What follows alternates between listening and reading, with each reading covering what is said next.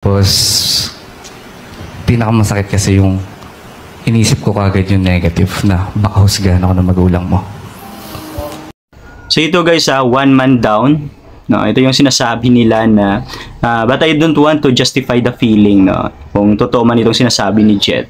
I don't know guys kung na-experience nyo din to. Pero ito yung sinasabi nila na mahirap syndrome.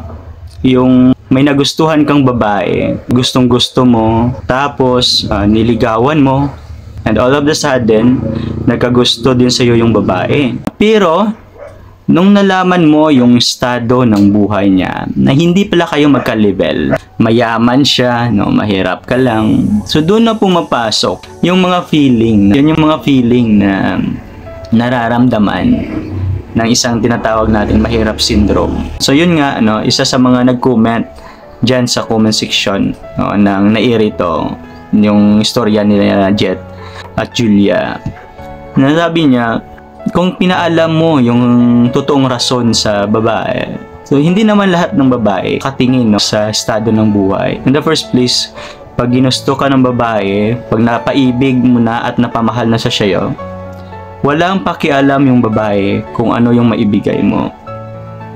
As long as yung effort at pagmamahal, yung time andun, yung babae willing mag-sacrifice yan.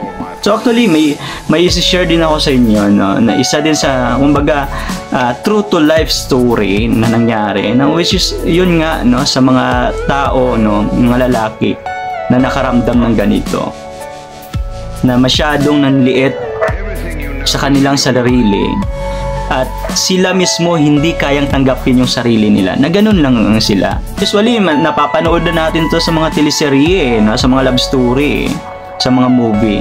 Yung conflict between sa financial status ng isang nag-iibigan.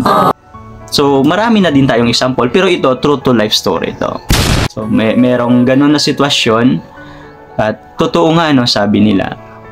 Na-experience ko mismo, naranasan ko mismo sa kakilala ko na yung pag-ibig pala, no, yung babae pala, pag mahal ka na nito, no, pag minahal ka na nito, pag mahal ka na nito, kayang sumabayan sa kung anong buhay na kaya mong ibigay. Willing mag-step down yan, kahit namuhay pa yan ng prinsesa, no, sa pamilya niya. Willing yang matuto, willing yan mag-step down para sa level mo. Kung hindi mo kayang umangat para lumibel sa kanila, yung babae kusang nag-i-step down at pumupunta sa level mo, sa level na kung anong kaya mong ibigay sa kanila. At the end of the day, kahit ano man ang sabihin ng pamilya ng babae sa paligid mo, as long as ikaw hindi ka batugan, as long as ikaw nag-i-strive to improve yourself, nagawa mo naman yung lahat, nagsusumikap ka naman, pinapakita mo yung totoo mong pagmamahal sa babae, the end of the day, matatanggap ka rin ng pamilya ng babae. Matatanggap din yung pagmamahalan ninyo ng mga tao sa paligid nyo.